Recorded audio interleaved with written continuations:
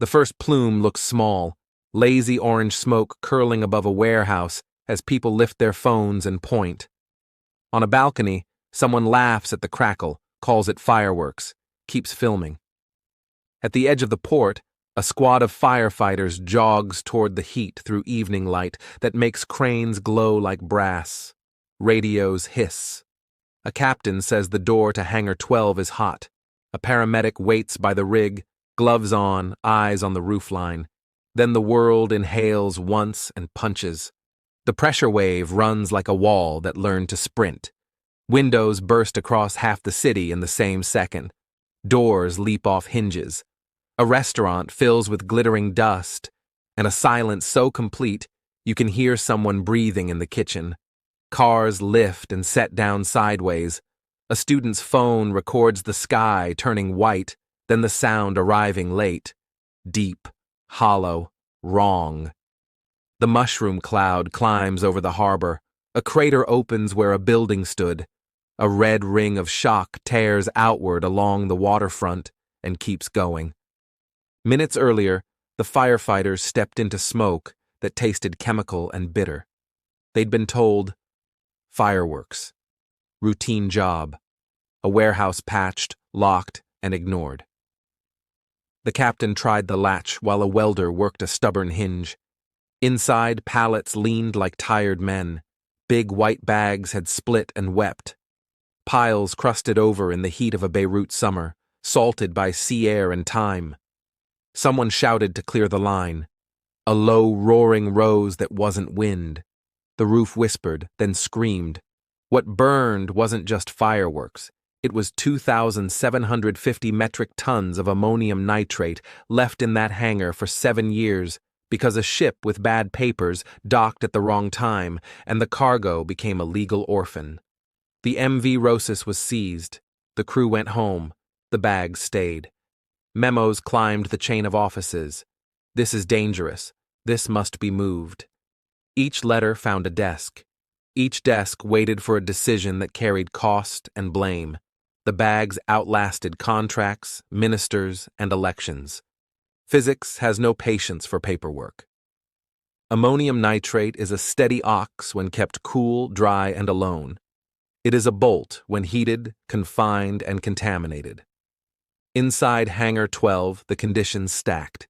Heat made gas. Gas raised pressure. Pressure squeezed the crystals toward the phase reserved for mines and wars. The first blast made people look. The second taught a word everyone already knew. Avoidable. Shock and glass wrote their own map. In Mar Mikhail and Gemaiza, streets that had been loud with dinner plates and pop songs fell into a deaf, stunned quiet. In Ashrafia, surgeons flinched as operating room windows blew inward. Then they kept working with new cuts on their forearms. In Karantina, parents lifted their heads from a bedtime story and found their apartment open to the evening, air white with powdered concrete. A church lost its roof. A dance studio lost mirrors. A classroom lost its wall. On the Corniche, people turned in the same instant, mouths open, hands on heads, a whole city making the same shape.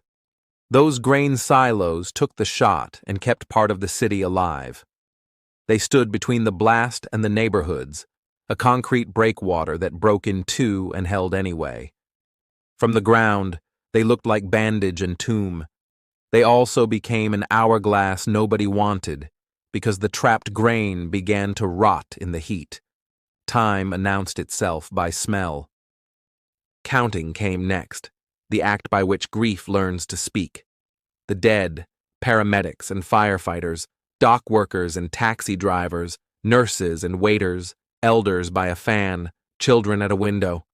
The wounded, by the thousands, with cuts that glittered like frost, with lungs scoured by dust, with broken ribs from walls that leaped.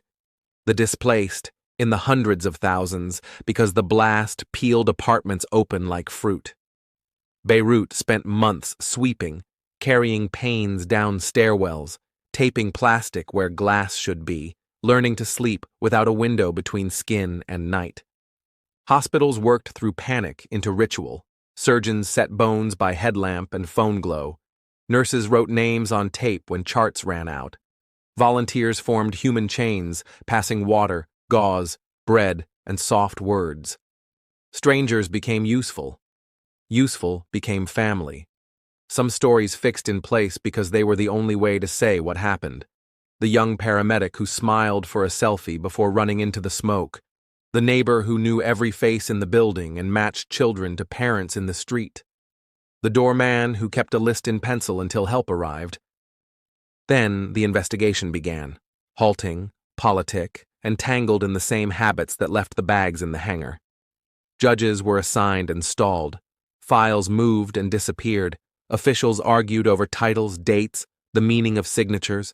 Yet the core facts were loud before microphones were a dangerous cargo stored in a city, ignored through years of written warnings, fireworks beside oxidizer, a door repaired without a map of what lay behind it, a fire crew sent in without the truth. Responsibility became a hall of mirrors, every reflection pointing to another reflection, none admitting the center. Systems fail the way buildings fall, first quietly, then all at once. A port accepts a ship it should refuse. A court keeps cargo it cannot manage. A warehouse stores material that belongs in bunkers far from homes and hospitals. Inspectors sign forms because someone must. Managers choose cheap and fast. We tell ourselves we will move the bags tomorrow, just as soon as the right person answers the letter. Tomorrow accumulates. The city goes about its business under the weight of a countdown nobody can hear. Rebuilding arrived like ordinary heroism. Carpenters set hinges and planed doors by the thousand. Glaziers became celebrities.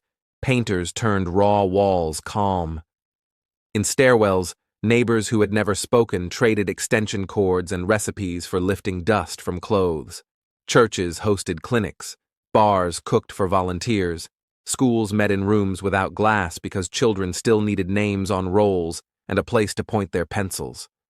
The port limped, then moved, then pretended not to limp. The crater filled with water and turned the color of tea. What changed? Some days, everything. Some days, less than we can bear. Laws were drafted, committees assembled. The city promised itself a different way to store danger and a swifter way to name fault. Yet the old gravity tugged at the new words. Budgets argued with safety codes. Politics thinned resolve. Risk, cold, numerical, kept being translated into euphemism. Grief kept its own books. Families stood with photos and chanted the names again, because an audit done in public is harder to ignore. The video will live forever, looping on screens that weren't broken that night. But the part that matters more is harder to film. The minutes before the blast when everything still could have changed. An order signed, a gate opened, a truck dispatched to carry danger where it could do no harm. That is where Road to Ruins lives, in the space between obvious risk and a system that forgot how to say no. Beirut did what Beirut does. It buried its dead with prayer and argument, fed its wounded with the last of the good bread, leaned on cousins and friends of friends, and rebuilt the rooms where people tell jokes and make plans. From the water, the skyline looks whole again. Up close, the glass remembers. It holds a lesson no one wanted. Explosive force is not just a moment, it is a mirror, showing how quickly years of neglect can become 1 second of ruin. Thank you for listening to Road to Ruins. Subscribe for more true stories where systems fail and people pay the price.